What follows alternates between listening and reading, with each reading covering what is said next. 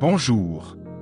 Aujourd'hui, nous vous proposons la conférence donnée par Serge en février 2025 à Vevey, en Suisse. Cette conférence étant très similaire à celle qu'il a donnée en Belgique, alors cette fois, nous allons nous concentrer sur les questions-réponses.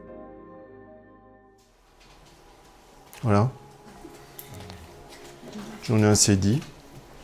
Enfin, je peux encore rester, mais si vous avez des questions, c'est le moment. Alors, quelle est la place de la Bible dans l'enseignement de Joel Goldsmith? Merci. Alors, pour lui, c'est ce qu'il appelle son guidebook. C'est-à-dire que pour lui, la Bible, c'est sa source. Mais pour moi, la Bible, ça ne me parle pas du tout. Mais pas du tout. Quand je lis ces passages à lui, ok, je comprends. Mais quand je lis la Bible, je ne les trouve pas. Je ne trouve pas d'inspiration. Vous voyez ? Donc il y a beaucoup d'extraits de la Bible qui l'ont impressionné et qui comprend qu'en fait, cet enseignement est donc très lointain. Il a déjà été compris, il a déjà été transmis, mais on l'a mal transmis, on l'a mal compris. Donc lui, il retrouve ces clés-là. Mais on n'est pas obligé de lire la Bible dans cet enseignement. Donc, si comme moi, la Bible, ça ne vous parle pas, il ne faut pas la lire.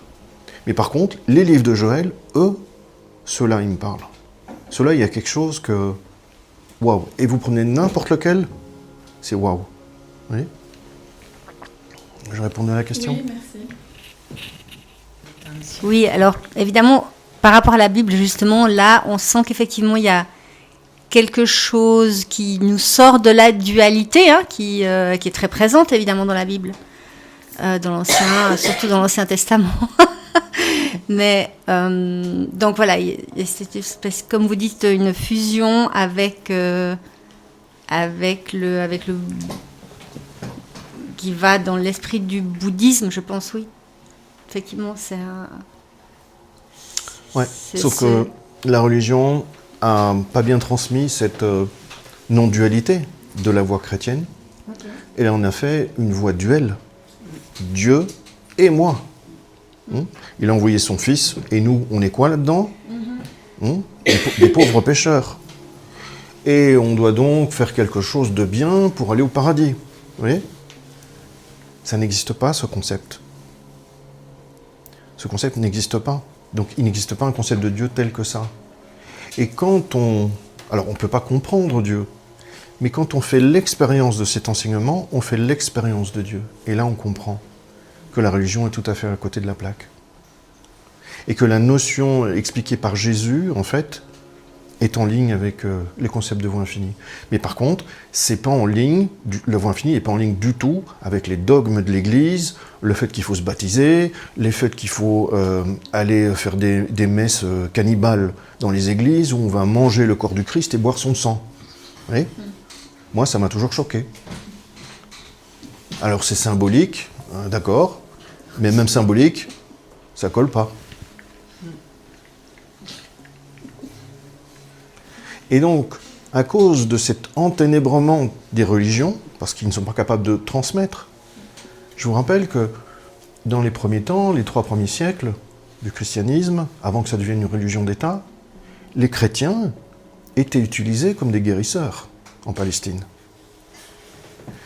Il y a des témoignages avérés qui n'ont pas été dévorés par des lions, qui sont affamés. Et les lions ne les ont pas perçus comme de la viande. Vous voyez ? Donc, voilà, à cette époque-là, il y avait quelque chose qui était plus acquis. Après, on a fait un espèce de melting pot pour stabiliser un empire. Et là, c'est le début de la fin, comme disait mon prof d'histoire. Voilà. Et donc, il y a un enténébrement, et malheureusement, à cause de ça, on n'est pas à l'écoute de ce mystique Jésus dans son enseignement. Alors, il ne s'exprime pas trop clairement non plus, il faut l'avouer. Il s'exprime par parabole, donc c'est déjà compliqué. D'ailleurs, dans ses 12 copains qui l'ont suivi, il y en a un qui s'est suicidé et les autres n'ont pas vraiment bien compris tout de suite. Donc, vous voyez ? Alors qu'on se tourne alors vers l'Orient en se disant, là, il y a des messages plus clairs.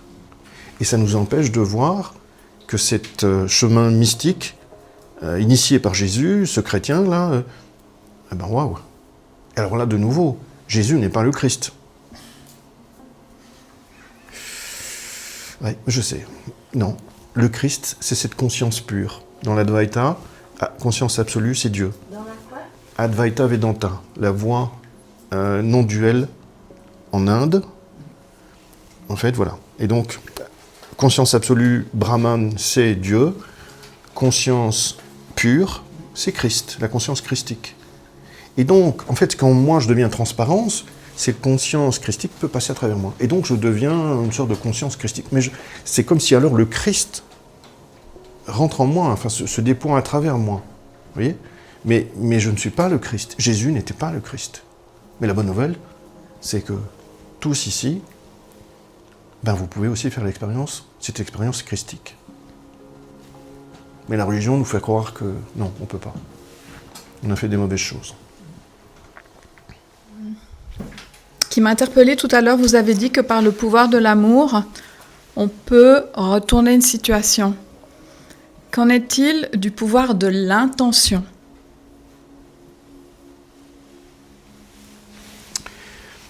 Alors, pour la voie infinie, il n'y a pas de transfert de pensée.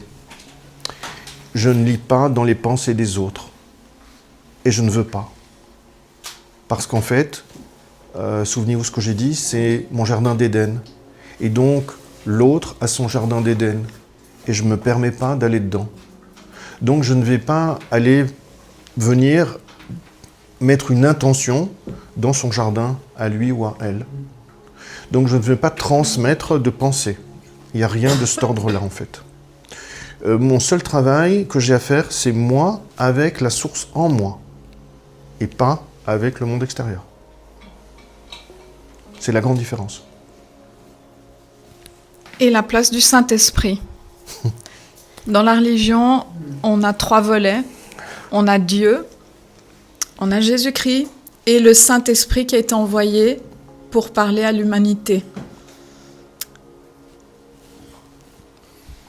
Il n'y a pas de traduction en voie infinie. C'est comme si ça n'a pas de sens. On n'y donne pas de poids. Voilà, je sais, la Trinité, tout le monde essaie de comprendre comment la Trinité, mais en fait, il faut arrêter d'essayer de comprendre la Trinité, parce que peut-être que le concept en lui-même n'est pas juste. C'est beaucoup plus simple de voir cette conscience infinie qui est au fond de nous, qui en fait se déploie comme des cercles dans l'eau. Vous voyez ? Et ça se déploie de chacun de nous. Et donc, il y a une continuité jusqu'à un moi. Voilà, du plus profond, de l'infini jusqu'à moi. Donc, une notion de trinité, ça écarte la relation de moi avec Dieu direct. Ça complique. Oui, ça complique. Et donc, on n'utilise pas d'intervenant ou d'intermédiaire. Surtout pas, jamais. On passe pas par des maris machin ou d'autres archanges ou d'autres trucs. C'est très risqué, ça. Parce qu'on ne sait pas qui est derrière. Et donc, on s'adresse toujours à cette conscience qu'on peut appeler Dieu, qu'on peut appeler Christ, qu'on peut appeler mon ami. On peut l'appeler comme on veut. Ce qui est important, c'est la définition qu'on met derrière. Vous voyez ? C'est ça qu'il faut bien éclairer en termes de définition. Et ça, travailler cette intériorité-là. Et ça suffit largement. Et tous les autres concepts, vous les jetez. Ces temps, j'avais une très forte douleur à une dent que j'arrivais pas à décristalliser. Qu'est-ce que tu me recommandes de faire dans ce Avoir cas? un dentiste ? Oui, mais j'aimerais aussi travailler... Non, j'aimerais travailler par la voie infinie, là-dessus. Qui veut travailler par la voie infinie ? Oui, Qui veut obtenir un effet ? Il faut aussi parfois considérer que des personnes telles que des médecins, des dentistes ou des psychothérapeutes ou autres sont aussi une forme d'accompagnement qui est utile à l'humanité. Tu vois ? Mais quand tu iras chez le dentiste, il peut se passer plein de bonnes choses. Facile. Donc il n'y a pas besoin de mettre une sorte de challenge. Parce que ce challenge-là que tu mets, c'est ton ego qui te le met. Soit ça vient tout de suite et c'est solutionné, soit tu vas voir le médecin ou le dentiste. Et sur ce chemin, bah, tu continues à méditer, prier, etc. Et tu regardes quel résultat ça donne. Ça ne donne pas de résultat, ben heureusement, l'humanité a créé des médecins et des dentistes. Parce que sinon, voilà, on ne serait plus là. Ou moins nombreux. Je voulais poser une question par rapport à la voie gnostique. Certains gnostiques à l'époque se sont intéressés, notamment chez les cathares, à l'idée d'un démiurge, c'est-à-dire une espèce de dieu hybride, qui serait donc celui de l'illusion. Et quelle approche la voie infinie a-t-elle par rapport à cela, ces enseignements gnostiques chez les cathares, par exemple? On n'y adhère pas du tout. Ce sont des conceptions anciennes, en fait. C'est comme l'humanité, eh bien, elle a cherché à développer cette spiritualité comme elle a pu, hein, avec les éléments, l'approche chamanique, etc., où on croit qu'il y a de l'énergie dans les arbres, dans la nature, et on veut se coller à ça. Et tout ça ne sont qu'en fait des tentatives de se rapprocher de la source. Voilà. Une fois qu'on a touché un environnement tel que celui-là, on ne cherche plus à faire de farandole autour d'un arbre ou d'un feu, parce que tout se fait en conscience. Et donc ce concept de Dieu, qui soit démiurge, ça touche, on va vers la magie, on est alors attiré par la magie, ce qui est toxique et risqué, parce que c'est de nouveau l'ego qui veut jouer l'apprenti sorcier. Donc en fait tout le jeu c'est d'abandonner ça, et donc réaliser qu'on ne peut pas connaître Dieu. On ne peut pas connaître Dieu là, avec cette tête. Donc, donner une définition à Dieu, non. On va plutôt aller vers la vision mystique, qui est de dire, j'arrive dans une zone d'inconnaissance. Et c'est ce qu'on va toucher dans le niveau mystique. On va arriver dans une zone d'inconnaissance, où les repères sont un peu perturbés, et c'est comme une sorte de transmutation qui va se faire pour cet état christique qui va nous arriver. Donc les définitions de Dieu, démiurge, non. Dieu est une source d'amour infini, un pardon immédiat, une abondance matérielle, une santé. C'est des choses très simples comme ça. On ne complexifie pas le monde parce que c'est comme un peu c'est une vision plutôt d'un homme qui essaye de comprendre ce qui se passe, la vision démiurge. Alors qu'ici, c'est un enseignement révélé. C'est quelqu'un qui n'a pas conçu l'enseignement. Il l'a reçu, ça s'est transmis à travers lui. Et il l'a transmis, voilà. Oui, je voulais vous demander, vous avez parlé de cette expérience justement de cette personne qui était en train de se faire agresser. Et vous avez d'autres exemples dans votre vie où justement où vous avez senti cette force dans des événements très particuliers? Oui. Merci.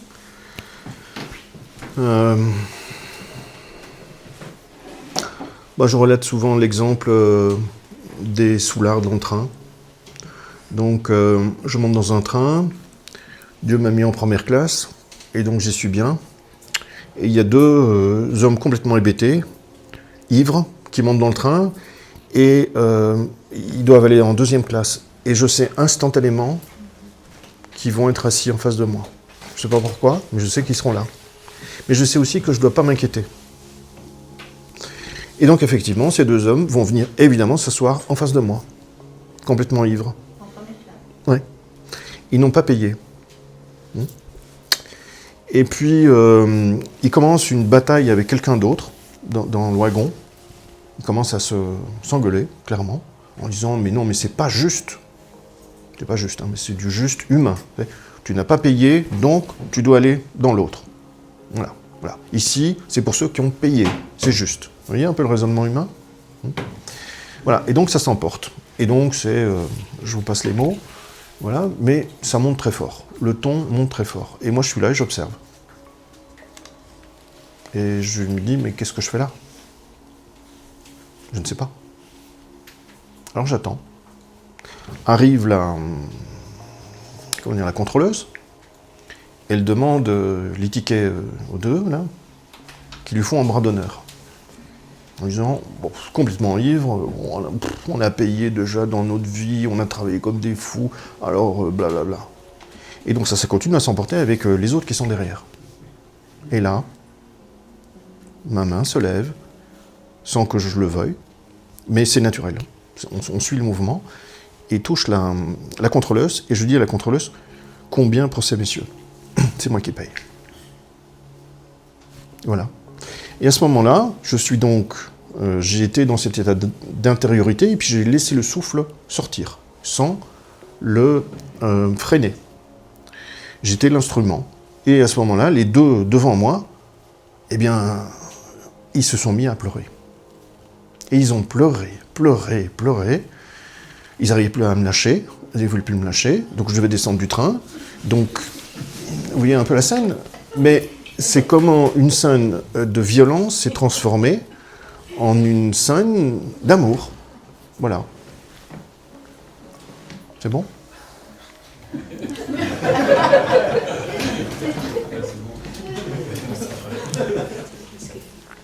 Dans votre exemple, je vois le sauveur, mais s'il n'y a ni bien ni mal, ni... Pourquoi il y aura un sauveur? Quelle est la différence entre l'amour et le sauveur? Je vois pas... Je suis un peu perdue là. Dans l'exemple ? Ouais. Le sauveur, effectivement, il arrête cette situation chaotique, tout le monde est content, tout le monde est bien, Ouais. mais s'il n'y a ni bien ni mal, ni émotion positive et négative, pourquoi il y aurait besoin de ce sauveur? Parce que dans le monde de l'homme, il y a le bien et le mal. On le voit. Croire qu'il n'y a pas le bien et le mal pour les autres, c'est en fait faire une erreur. C'est comme de dire aux gens, en période Covid, ne vous vaccinez pas, parce que le virus n'existe pas. Oui, mais il n'existe pas pour qui? Pour ceux qui ont fait un travail intérieur, dans mon genre, et autres. Le virus ne nous a pas touchés, ne pouvait pas nous toucher. Oui.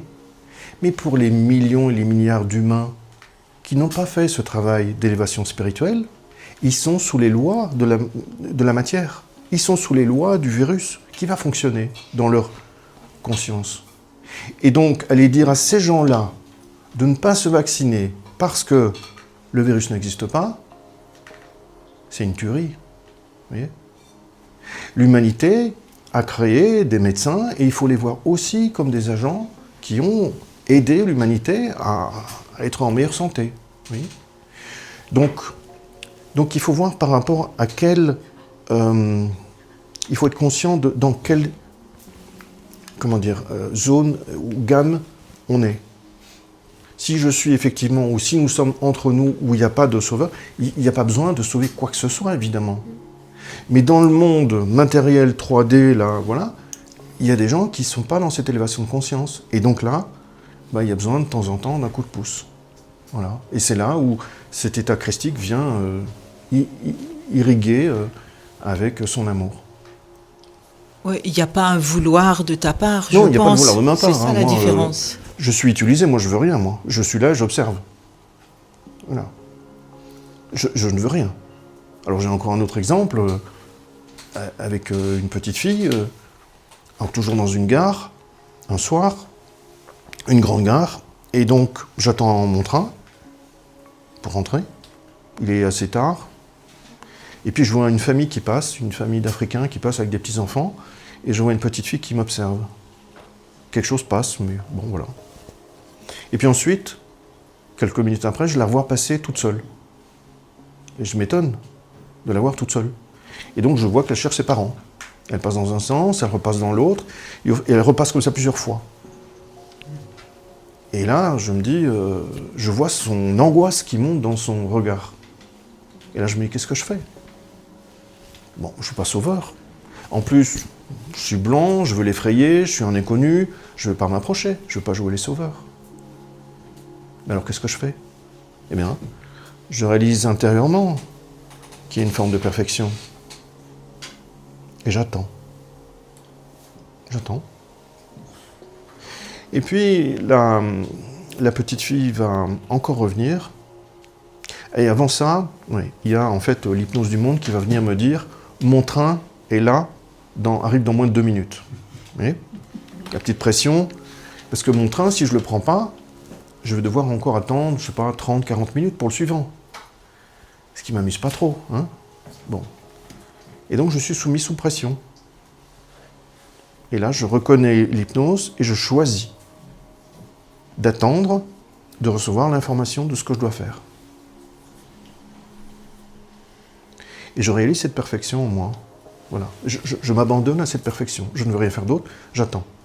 Et donc cette fille va revenir, et au moment où elle revient, je sais, ne m'expliquez pas comment, je sais que ses parents sont derrière un panneau. Et au moment, il y a comme un mouvement, la fille passe, et comme on ralentit, je dis à cette fille, parce qu'il y avait eu une connexion entre nos yeux là, et je lui fais simplement signe d'aller par là. Et je vois le soulagement dans les yeux de cette fille, elle va y aller, et puis quelques instants après, je les vois en famille arriver devant. Et donc, en toute logique, j'ai raté mon train, sauf que la perfection du monde apparaît, mon train avait quelques minutes de retard subitement. Et donc, quand je me suis déplacé, c'était juste le temps pour arriver gentiment sur le quai, où les portes se sont ouvertes de la première classe et je suis monté dedans. Perfection du monde. Je ne manifeste rien en termes de vouloir, d'intention. Vous voyez ? Je réalise la perfection. Dès que je veux mettre un vouloir, une intention, je formalise une image. Et je suis à côté de la plaque. Donc je réalise, dès le matin, la perfection. Et au lieu de rentrer dans le jeu de les enfants, il faut les préparer, les sortir, machin, les déposer à l'école, et aller prendre mon train, et voilà, et je veux le rater encore ? Non. Non. Non, je suis l'amour et je vis dans cette perfection. Et je m'abandonne, et surtout, cette pression mentale-là, c'est mon petit jeu, là, sort de ma tête, Satan. Tu vois ? Et donc je m'abandonne à cette perfection, et puis elle s'aligne, en fait, et tout s'aligne parfaitement bien. Un jour, j'ai même eu encore toujours sur le train. Comment ? Du genre recule Satan, je ne t'écoute pas. Voilà. Mes pensées sont le mensonge. Voilà. Et donc c'est ça Satan en fait. Hein. C'est pas une bête à cornes. Ce sont mes pensées qui sont Satan. Parce qu'elles me font croire qu'il existe autre chose que la perfection divine. Oui ? Et j'y adhère, donc j'ai adhéré à Satan. Voilà. Et donc, une autre fois, je suis encore sur le train, mais je ne me suis pas rendu compte qu'il y avait une grève des cheminots. Donc, il n'y avait pas de train. Alors, je suis à peu près tout seul sur le quai. J'attends. Mais tout est bien. Tout est bien. Et puis là, je me dis quand même, tiens, on n'est pas très nombreux pour prendre ce train. On était 3. Bon. Et puis, je regarde le panneau. Tiens, il n'y a pas de train.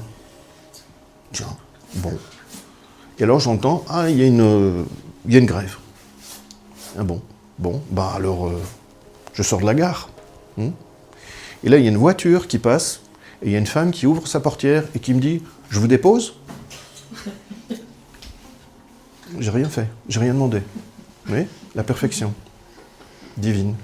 Quand on s'y abandonne, elle se manifeste. Alors, c'est pas merveilleux ça comme expérience ? Alors qu'est-ce qu'on attend ? Bon, n'allez pas à la gare, croyez pas que c'est un lieu saint. Hein. Le lieu est saint là où je réalise cette présence en moi. Il n'y a pas de montagne qui est plus saint qu'une autre, il n'y a pas de temples qui sont plus saints qu'un autre. Il n'y a que là où je réalise cette présence en moi, qu'à cet instant-là, à cet endroit-là, le lieu est saint. J'aimerais savoir quelle est la place du pouvoir de la collectivité, sans parler nécessairement de prière, mais on parle souvent d'élévation quand les gens vont dans le même sens, de synchronicité, ce qui me fait penser à ce qui vous arrivait tout à l'heure, hein, d'autres courants parleraient de synchronicité. Et donc l'effet de la collectivité qui va dans le même sens. La collectivité qui va dans le même sens. Méditer seul ou méditer là tout à l'heure avec ce groupe-ci. Ouais. Est-ce que ça a plus d'effet ? Alors, comme je vous l'ai montré dans les exemples, j'étais tout seul. Déjà, il faut se rassurer qu'il n'y a pas besoin de se réunir pour obtenir quelque chose. Mais parce que vous êtes déjà à un niveau élevé, non ? Tout le monde peut y aller, d'accord ? Il suffit de le travailler. C'est ça aussi l'intérêt de cet enseignement, c'est qu'on peut le faire par soi-même. On peut l'apprendre par soi-même. Après, le fait que on prie ensemble, si on est dans la même gamme de vibrations, ça va faire un effet multiplicateur. D'accord ? Si par contre, vous êtes à un certain niveau puis que les autres n'y sont pas vraiment, là on sent plutôt que c'est celui qui est en pointe, le premier de cordée, qui tire un peu les autres. Vous voyez ? Et donc c'est un effet pour les autres, mais pas nécessairement pour le premier de cordée. Donc voilà. Si je peux répondre... Oui, mais comme c'est quelque chose de très intérieur et de très personnel, le premier de cordée doit avoir le même effet. Doit avoir quoi ? Avoir le même effet.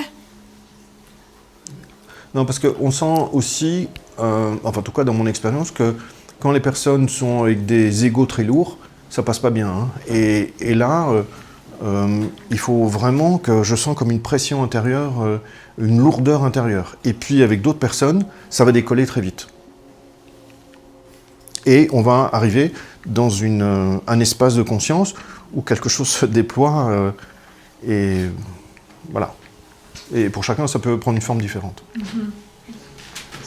D'aucuns considèrent en fait que la science aujourd'hui, moderne, rejoint donc le spirituel.